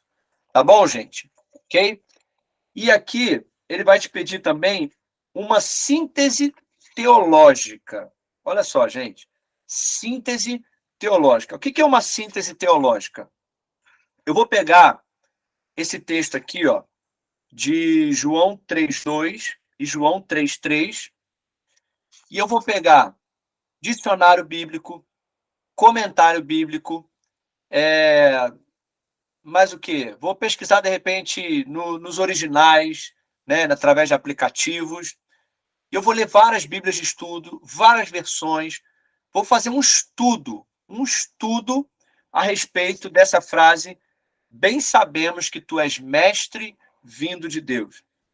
Aquele que não nascer de novo não pode ver o reino de Deus. Então eu vou estudar sobre bem sabemos que tu és um mestre vindo de Deus. Por que eles estavam dizendo isso? Por que eles estavam falando que Jesus era um mestre vindo de Deus? Aquele que não nascer de novo não pode ver o reino de Deus. O que quer dizer nascer de novo? Por que quem não nasce de novo não pode ver o reino de Deus? E o que eu vou fazer? Eu vou fazer o meu comentário bíblico em cima desses textos. Ok? Então você vai se tornar um comentarista bíblico. Beleza, gente? Você vai fazer um resumo teológico, um síntese teológico desse versículo. Mas para isso você precisa estudar. Você precisa pegar várias bíblias de estudo, vários dicionários, vários comentários, ler o que você puder. Você está falando ali sobre nascer de novo, sobre Nicodemos, sobre Jesus. Você vai ler tudo o que você puder e vai fazer o seu próprio resumo. Esse texto aqui, Jesus estava falando sobre isso, por causa daquilo, por causa disso, como se você estivesse fazendo um comentário bíblico para alguém ler a respeito desses textos aí. Amém, gente? Alguém tem alguma dúvida sobre isso? Sua síntese teológica tem que ter, olha o tamanho da folha, ó. Tem que ter aí, ó, tem que ter umas 30 linhas, pelo menos, hein? Não, tô brincando, gente. Faça um resumo do seu estudo, um resumo daquilo que você estudar a respeito desses 2 versos aí. Ok, gente? Amém? Alguém tem alguma dúvida sobre essas autoatividades aí? Não? Não sei Só o que uma fazer. pergunta, pastor. Pode fazer. Vai ser separadamente falar sobre cada um? Sobre cada um desses 2 versos, separado. Então, sobre cada frase eu falo primeiro de um, depois do outro. Isso, tá? Então você tem ali, bem sabemos que és mestre vindo de Deus. Então você vai ler tudo e vai fazer o seu resumo. Ah, eles disseram isso por causa disso, por causa daquilo, porque naquela época, porque naquela cultura, porque quem disse era fulano e tal, e eles, sabe, o seu resumo teológico a respeito desse texto, e assim como o texto posterior também. Beleza, gente? Então vamos relembrar aqui a regra principal da hermenêutica, é a Bíblia explica a própria Bíblia, tá? Quando você estiver lendo, você tem que procurar descobrir qual é o estilo literário daquele texto. Se é uma carta, se é profético, se é poético, se é histórico, tá? E aquele texto que você está lendo é informativo, é expressivo, é diretivo, você tem que saber disso. E também você tem que saber que esse texto ele tem uma relação intratextual, ou seja, dentro do capítulo, dentro do livro, você tem uma explicação sobre aquele texto e também tem uma relação intertextual. Sempre que você estiver analisando um texto, interpretando, você tem que se lembrar dessas coisas. Estilo literário, função da linguagem, daquilo que você está lendo, relação intratextual e relação intertextual, tá? Parece muita coisa, parece complicado, mas não é não. Depois você já passa a fazer isso automaticamente, fazer essa análise do texto ali, para você fazer uma exegese, ou seja, com tudo isso que nós estamos aprendendo aqui, nós queremos extrair a intenção original do autor e pregar a verdade. Ok, gente? Eu quero terminar a aula de hoje com um texto aqui da Palavra de Deus. Deixa eu mostrar uma coisa para vocês aqui, que está no livro de Coríntios, que uma vez eu li e eu anotei, 2 Coríntios, Paulo falou uma coisa aqui que 2 Coríntios, olha só, gente, capítulo 2, verso 17. Se você está anotando, anota aí esse texto, que eu gostaria que você guardasse esse texto aí como base para o seu ministério como pregador, tá? Não estou falando do ministério pessoal, pastoral e tal, estou falando como pregador da palavra de Deus. Eu gostaria que você tivesse esse texto aqui, como um texto para você se lembrar dele. Olha o que Paulo falou, 2 Coríntios 2,17. Porque nós não somos como muitos falsificadores da palavra de Deus. Você vê que naquela época já tinha gente falsificando a palavra de Deus, né? Mas Paulo diz, nós não somos como muitos falsificadores da palavra de Deus. E ele diz o seguinte, antes, ou ao invés disso, nós falamos de Cristo com sinceridade, como de Deus na presença de Deus. Olha, irmãos, olha como isso é forte. Paulo falou, eu não sou como muitos falsificadores. Sabe o que eu faço?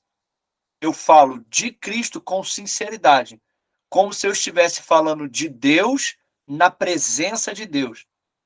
Então, uma coisa é eu falar do Diego. Outra coisa é eu falar do Diego na presença do Diego. Entende isso? Uma coisa é eu dizer o seguinte, a Jade falou isso, a Jade falou aquilo. Não, quando a Jade disse isso, ela quis dizer aquilo. Não, a Jade escreveu isso, mas na verdade ela não quis dizer isso, ela quis dizer aquilo. Se a Jade não estiver presente, eu posso falar o que eu quiser da Jade. Mas Paulo disse o seguinte, eu estou falando de Deus na presença de Deus. Então, se eu falo de alguém na presença dessa pessoa, eu tenho um temor muito grande de falar exatamente o que a pessoa quis dizer, não é? Então, Paulo falou, olha, eu procuro falar com muita sinceridade, procuro estudar, procuro analisar, procuro ter certeza das motivações sobre aquilo que eu estou falando, porque eu entendo que eu estou falando de Deus na presença de Deus. Então, que você possa guardar esse texto aí também e se lembrar, Amém. que quando você está falando e pregando, você está falando de Deus, sobre Deus, a respeito de Deus, mas você tem que se lembrar que Deus está ali na primeira fileira te ouvindo e que você fale com sinceridade, sem medo, de saber que você está falando de Deus e você está falando exatamente aquilo que ele quis dizer quando ele disse, quando ele mandou escrever a sua palavra. Nós não somos falsificadores, né? Então, que nós sejamos também assim, não sejamos falsificadores da palavra. Amém, gente? Amém, Glória. pastorzão. Amém, Júnior? Sim, senhor. Maravilha. Glória a Deus. Gente, que Deus abençoe vocês. São 10 horas agora, vamos encerrar a nossa aula. E eu quero agradecer a Deus pela vida de vocês. Quero orar por vocês agora, tá? E encerrar essa aula em nome de Jesus. Pai querido, muito obrigado. Obrigado, Senhor Deus, por esse tempo que nós estivemos juntos aqui. Senhor, obrigado a Deus pela tua presença, pela presença do teu Espírito Santo em nós, que nos capacita para sermos ministros não da letra, não da lei, Senhor Deus, não ministros da condenação, mas sermos ministros da vida, ministros do Espírito, ministros do Evangelho de Cristo. Senhor, eu te agradeço, a Deus, pela vida dos meus irmãos e irmãs aqui, que estão, Senhor Deus, dedicando um tempo para serem capacitados, para que a cada dia mais, Senhor Deus, nós possamos ter um entendimento correto da tua palavra. E, ó Deus, de jeito nenhum falsificar a tua palavra, de jeito nenhum pregar algo que não foi o que o Senhor disse, de jeito nenhum, Senhor, nós queremos, Senhor Deus, falar o que o Senhor não falou, ou colocar as nossas opiniões na tua palavra, Senhor, mas que nós sejamos sinceros ao pregar a respeito de Cristo, sinceros com a pregação da tua palavra, para que a igreja seja edificada e as próximas gerações ouçam através de nós a palavra fiel e verdadeira através da nossa boca, Senhor. Em nome de Jesus, eu te peço, abençoa, Senhor Deus, essa classe, que o Senhor continue fortalecendo eles, para que eles continuem perseverando, Senhor, ó Deus, naquilo que eles se proporam em fazer. Pai, que o Senhor dê sabedoria, que o Senhor dê, ó Deus, conhecimento a eles, que tudo aquilo que eles têm aprendido, eles possam guardar e possam praticar no seu ministério. Abençoa o seu ministério, abençoa a sua vida, a sua casa, a sua família nessa noite. Em nome de Jesus eu oro. Amém e amém.